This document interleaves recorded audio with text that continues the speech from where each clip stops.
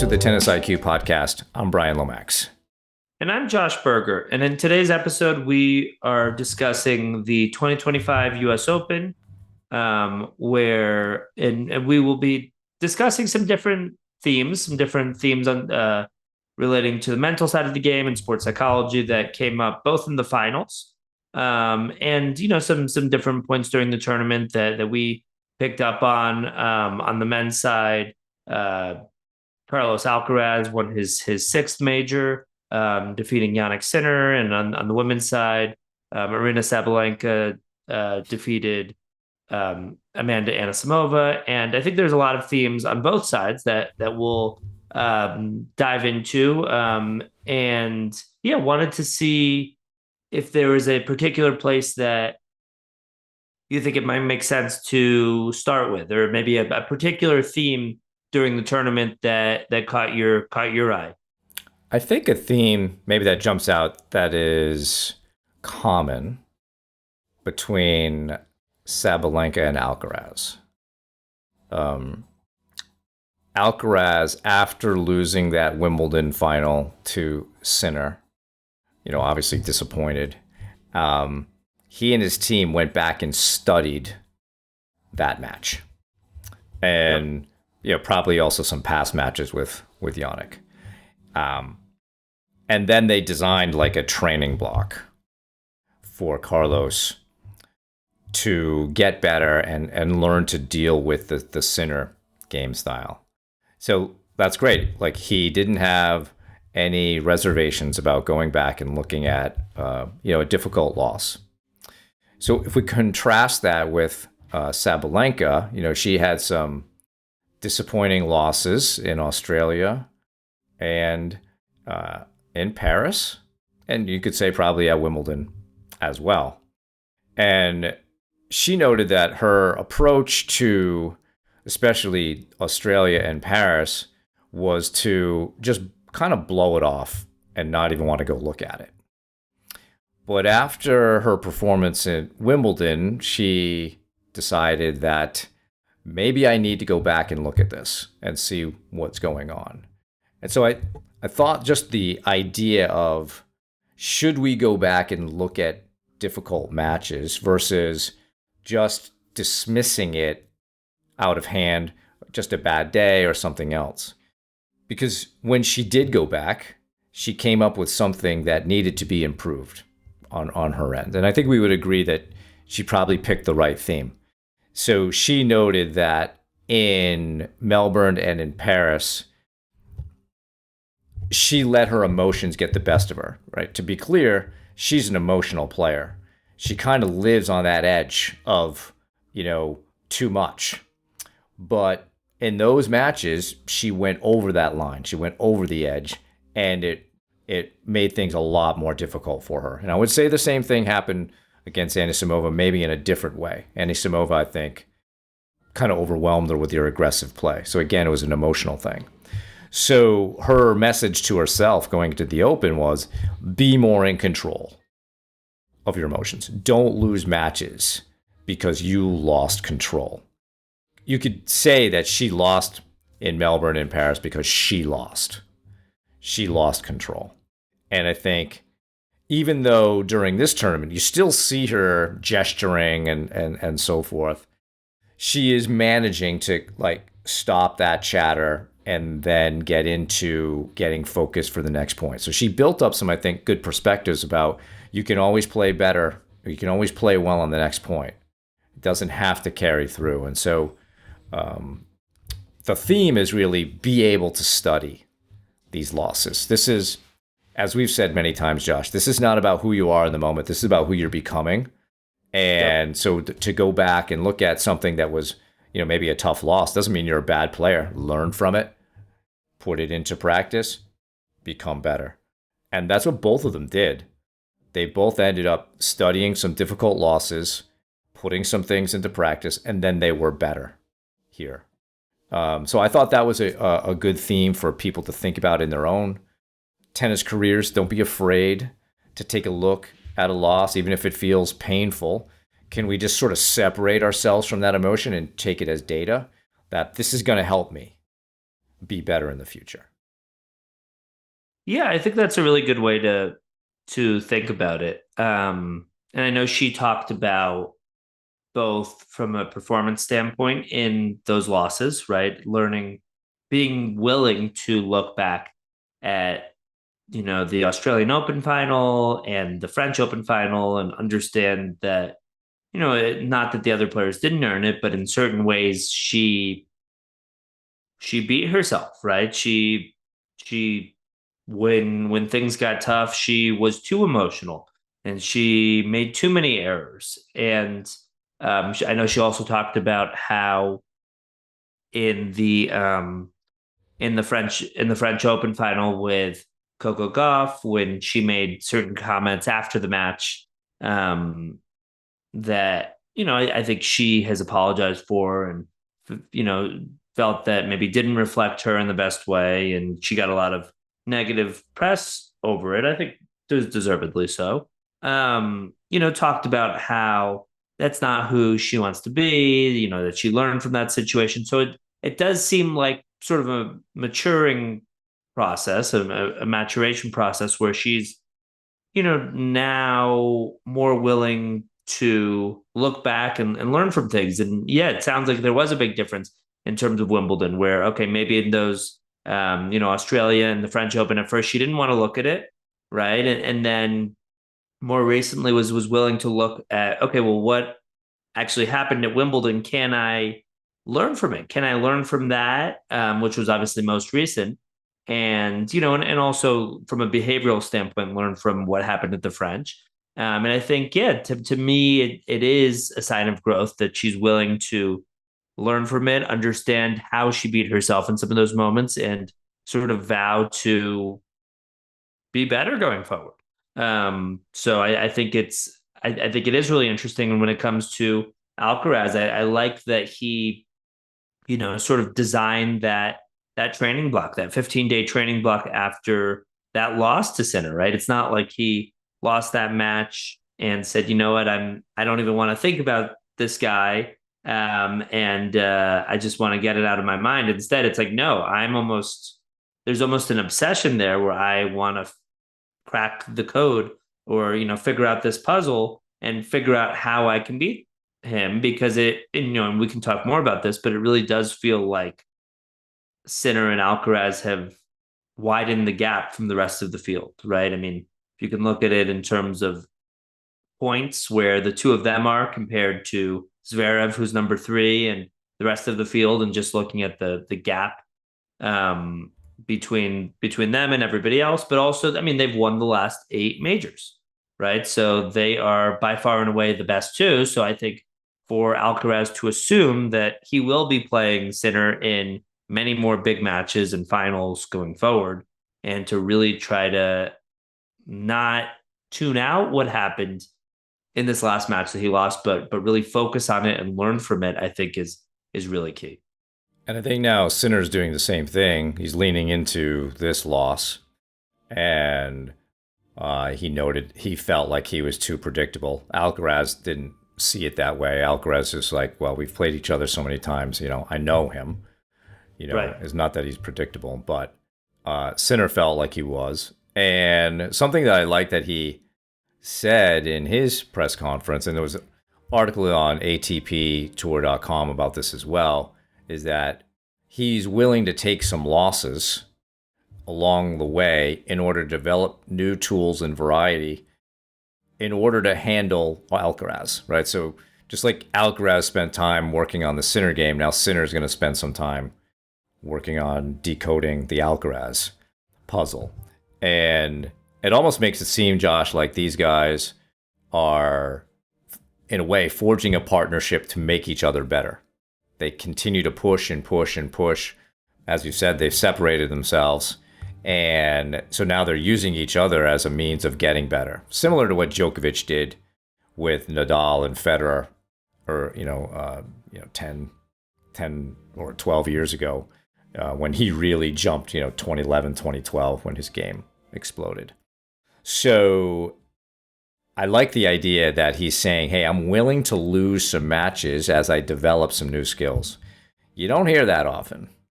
You don't hear people say that they're willing to go out and practice something in real matches, knowing that it may not work right now, but when it does, it's going to mean a huge bump in level. And it's tough to do, but I'm glad that he's saying that, because that makes it, he's really treating his career as this is just practice to get better. And if he does put these things into play and they do get better, he's going to be so much of a better player than if he just kind of kept along this path of just being the same player. Yep. Right. So I thought that was great. I think it's a great message for everybody that, when you're playing, say, a practice match, you don't have to win that. It would be better to be focusing on some things such that even if they don't work today, that they'll work at some point with more and more reps.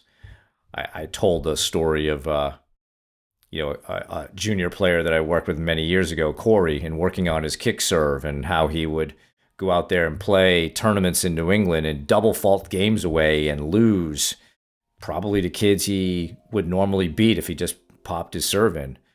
And then years later, that kick serve was his major weapon. Got him in the lineup in college tennis. It was the right choice, but it's a hard choice. And I was really glad to hear Sinner say that he's willing to sacrifice a few matches in order to get better. Great theme for all of us to think about. And it's, as you said, it's a hard decision. It's a hard commitment to make. Losing matches today, losing right now can feel painful, can feel uncomfortable. No one prefers to lose.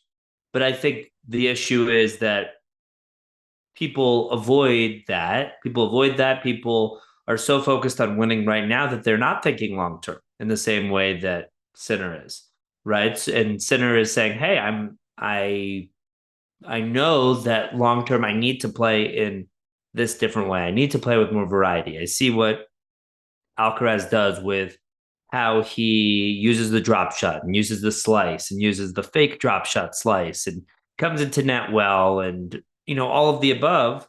And that's maybe why he has the edge against me. So I know that to be the best player I can be, I need to be doing that. And okay, maybe that means that throughout the course of the year, I am losing a few more matches because I'm not as, I'm not necessarily playing that, I don't want to say predictable, but that sort of high percentage way that, let's say I'm keeping the ball more cross court, I'm playing with more margin, I'm playing sort of, playing in that way that he tends to play in, that by the way leads to a lot of success and has led him to a lot of success. And, other players, like he beat Bublik 6-1, 6-1, 6-1. And I think Bublik said it was as if he was AI generated, or he was like a robot out there, or something along those lines.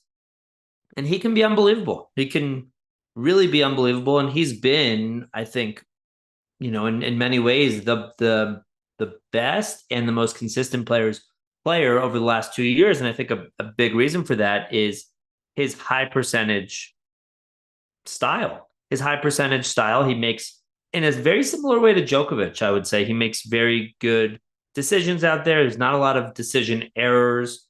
He plays very solid high percentage tennis, but with that sort of widening gulf between the Alcaraz and Sinner and the rest of the field, it feels that, he realizes that with his main rival, certain things need to be done differently. And he's willing to sacrifice certain short-term losses, though they are uncomfortable at any time, to get there. And I agree that there's a real lesson to be learned there. And I think for a lot of players, they have such tunnel vision over winning right now. And there's not a willingness to sacrifice certain wins right now for long-term where we want to be. Brian and I, we talk a lot on this show about sort of that tennis journey, or, working towards being the best player that you can be.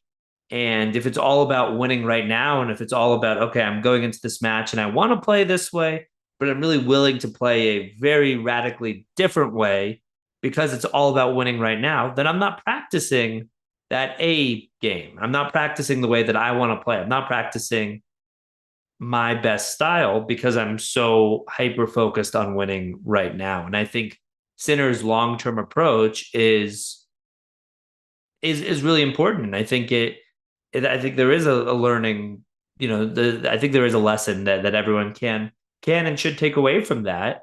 I can even think about myself. I would say for many years I was more defensive and more of a counterpuncher, and I think realized that I needed to hit through the ball more, and needed to play more aggressively. But I think there was a real hesitance in doing that because it wasn't the style I was as comfortable with. And so I think I preferred to try to get more wins in that moment rather than having the courage to play in the way that I knew would be best for me long term because I preferred to win that. And I think it held me back in certain ways. So anyways, kudos to Sinner for making that choice. Yeah, to really prioritize the player he wants to become over the player he is now. And Yep. we all have to decide, right? Those three versions of ourselves: who we were, who we are, and who we are becoming. All are important, but if we can make more decisions toward who we're becoming, and in a way, it's like delayed gratification, sort of like that marshmallow test, Josh, that they do with kids. They give them a marshmallow. You can either eat this now or wait some indeterminate time, and I'll come back and give you a second one. All right. So can you wait? Get through Yep. that pain, and then get rewarded for that. So it's a little bit like that. I think with Amanda Anisimova, some also progress moving her career forward. So second Grand Slam final in a row. Clearly a better performance, but as she said, still nervous. Still, for her, the thing is, all right, how do I continue to improve dealing with the nerves in the final? But obviously, this was way, way better. Sabalenka, I think, was also prepared for her.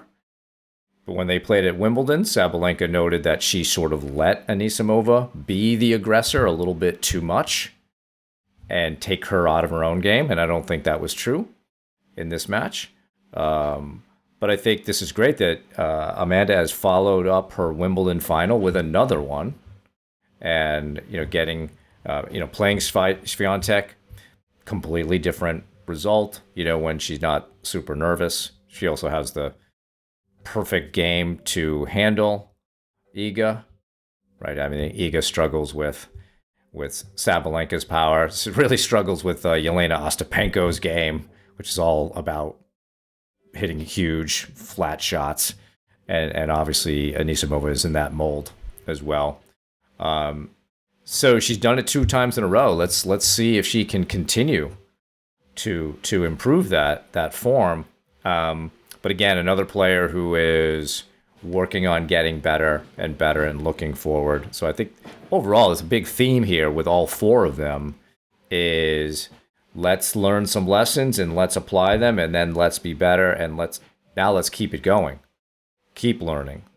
And let's look toward, I mean, the end of the year is, I don't know, Josh, it's a little bit anticlimactic on both sides to a certain degree. Yes, we have the year-end championships, but in reality, people are probably thinking, at least at their level, thinking more about Australian Open in Melbourne in January. So that it will be interesting to see what happens there. Certainly, Alcaraz is thinking about that because that could help him win a career Grand Slam if he wins that event. And he mentioned, or somebody asked a question about that, so he's clearly thinking about it a little bit. So, did you have any thoughts on Amanda Anisimova and her progress? I mean, I think the fact that she sort of got that monkey off of her back of losing in the way that she did in her first Grand Right. Slam And a lot final. of people talking about that. Absolutely. I mean, it doesn't get much bigger than a Wimbledon final. right? So you're there for the first time, you're excited, it's your breakthrough tournament, and then you lose 6-love, 6-love. And I think I'm going to go out on a limb here. I think probably every tennis player that's played in enough matches has lost 6-love, 6-love at some point. And it's not the best feeling, and especially when it's on a huge stage like that, it has to be really, really tough. So the fact that she was able to bounce back from that against the same opponent, by the way, Iga Swiatek, in um so that was in the quarterfinals, is huge, right? To be able to beat her in straight sets, and beat that same player that had defeated her by that score line just a couple of months before is is really is impressive in a lot of ways, right? It's impressive from a tennis standpoint in terms of beating a player of Iga's caliber, but mentally being able to beat somebody who just beat you by that score line, um, in such a big moment in your career is really impressive, because I think it shows that obviously she learned from it. Obviously, though, there were some nerves in this tournament, and some of the key moments in the tournament, as she talked about, she's handling them better. And then to defeat Naomi Osaka as well, who'd been playing some really great tennis, and to give Sabalenka a real run for her money, and also to come back in that second set against Sabalenka, right when Sabalenka was trying to close out the match and serve for it, and she brought it to a tiebreaker in that second set. So really impressive performance by her. I know her. I think she's now up to number 4 in the rankings, I believe. And yeah, getting to the finals of the last 2 slams, the most 2 recent slams, is huge. And she's an example of somebody that really did prioritize herself and her well-being. She was willing to step away from the sport for a number of months, and take sort of a mental health break for herself, which is there's articles about that people can look up. And I think it shows that her career progression of being willing to take that break, being willing to learn from her defeats, by being willing. And I think there's some overlap with as you said, with all 4 of the finalists, of being willing to look at some of these defeats and painful moments, and be willing to learn from it and reckon with it. I mean, I can think back to the period of time where I was coaching on court, and I think that, like, I can remember certain moments where certain players that I worked with were willing to talk about their losses and willing to engage in that way and talk about what went wrong, what they could have done better, what they learned, et cetera, et cetera. And then other players who just did not want to talk about it. And I think it's a big difference in terms of being able to learn and being able to not only move past the loss, but be better because of it, if you're willing to engage with it, if you're willing to actually look at what actually happened and dive into it, rather than sort of pushing it aside. Just like what you were talking about with Sabalenka, right? The difference between her response to the Australian Open and French Open compared to her Wimbledon response, which was much more of a thoughtful and I would say meticulous response, where she was really looking at what actually happened. So yeah, I think with all 4 of the finalists, there are things to be learned there. I mean, Sinner also, he's talking about trying to make changes. Alcaraz and Sabalenka both learned a lot from their defeats, and it seems like Anisimova did as well. So yeah, I think definitely some overlapping themes with the 4 of them there.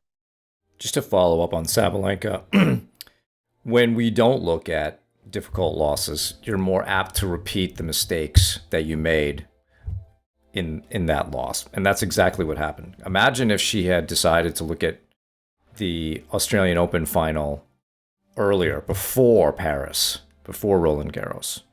Maybe Roland Garros is a completely different story. Yep. But she sort of postponed that. And so I think we never like making the same mistake more than 2 times in a row. And sometimes the mistakes that are made are not a forehand in the net or a backhand long. It's more like a mental skill mistake. It almost feels like a meta skill, and you can that's a mistake you can easily make multiple times in a row if you don't reflect on it.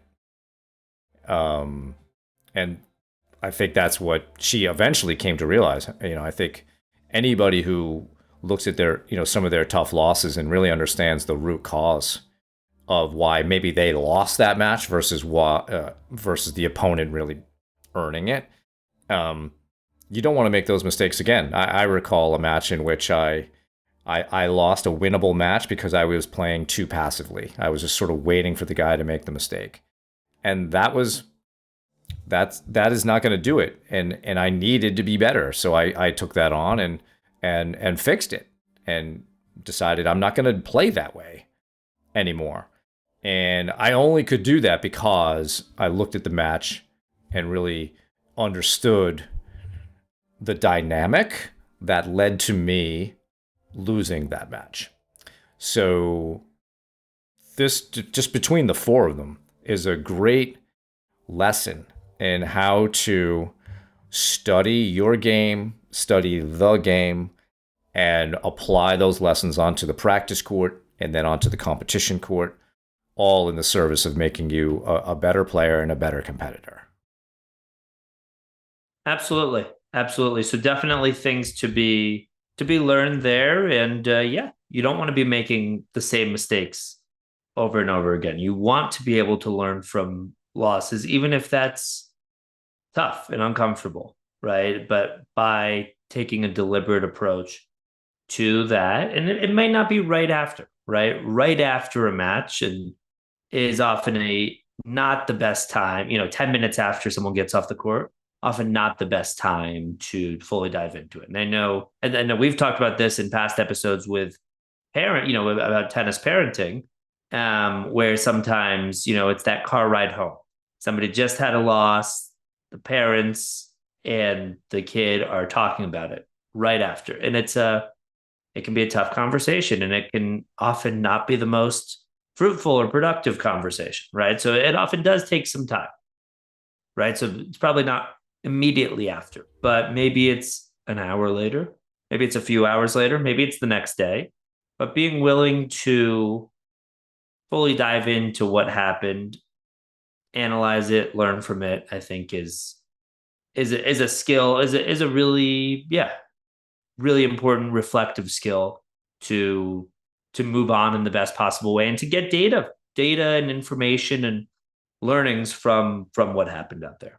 Yeah, and the more that we're basing our identity on who we're trying to become, like that purpose, versus basing our identity strictly on today's outcome or yesterday's outcome, those are barriers to learning. So I think that those are good things to adopt. Obviously, there's a lot that went on over the course of the 2 weeks. Josh, any other sort of highlights for you on a mental performance theme?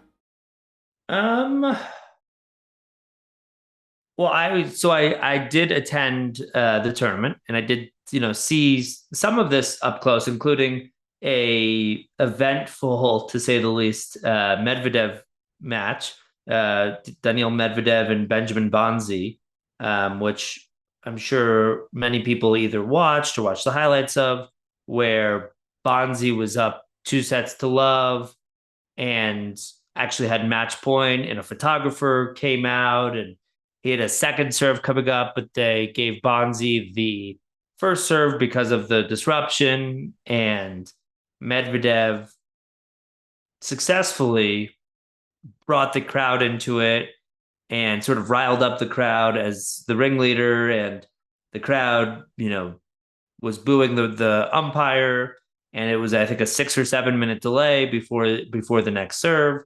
And I don't, and then Medvedev ends up winning the third set, winning the fourth set as well, and was up a break in the fifth.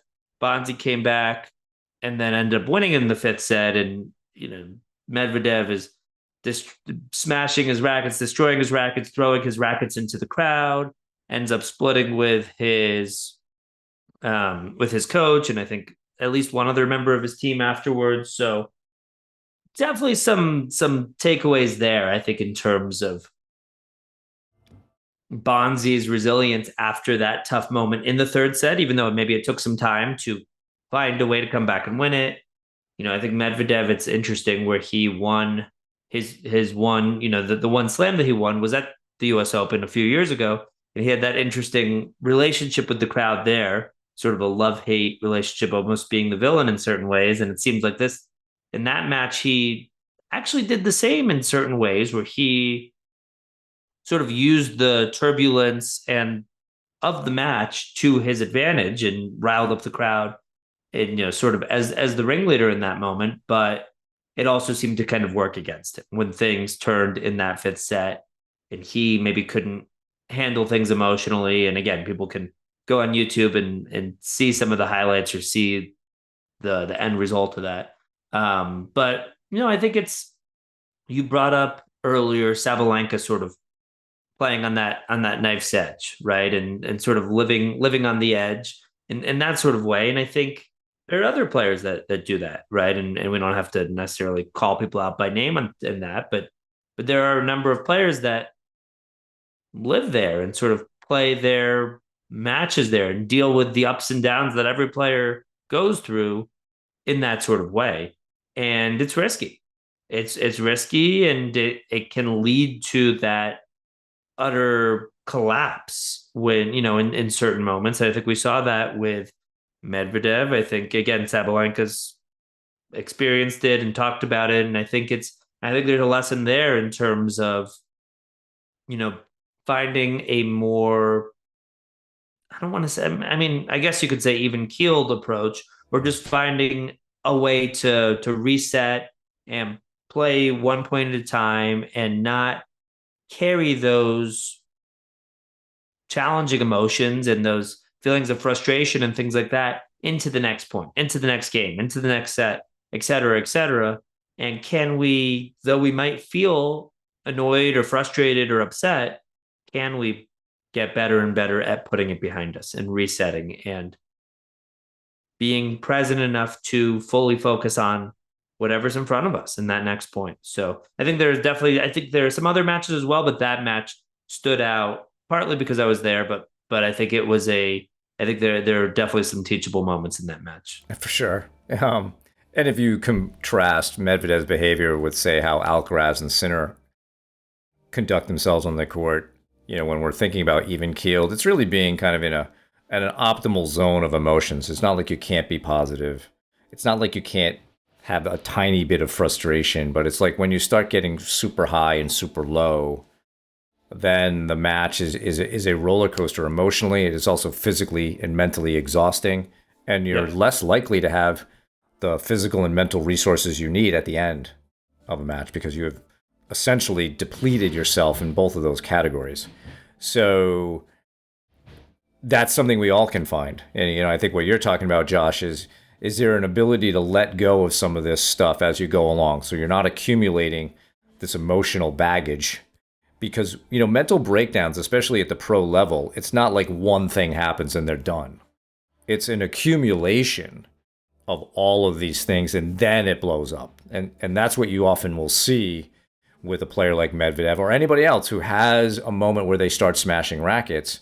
It's not like they lose 1 point, that's it. This has been building and building and building, and then boom. So the skill really, as you said, Josh, is the ability to reset, let go, whatever that is, get refocused on that next point.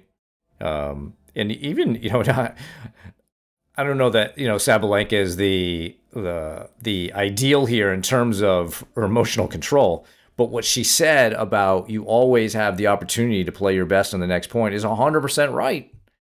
So invest in that. Let it go. Invest in that. So I think that's a good topic to bring up, and probably a good way to kind of end our U.S. Open 2025 summary. As always, an interesting event, and but these were some really good themes. So thanks for the conversation today, Josh. That's our show for today. Thank you all for listening. For more on today's episode, please check out the show notes. If you have any feedback or questions for the two of us, please email us at tennisiqpodcast@gmail.com. Also, if you're enjoying the content that Josh and I discuss on the show, please rate and review the podcast so other tennis enthusiasts can find it more easily. Additionally, to be notified of new episodes, please subscribe to the show on your podcast platform of choice, including YouTube. And you can also check us out on Instagram. Thanks again, and we'll talk to you soon in our next episode.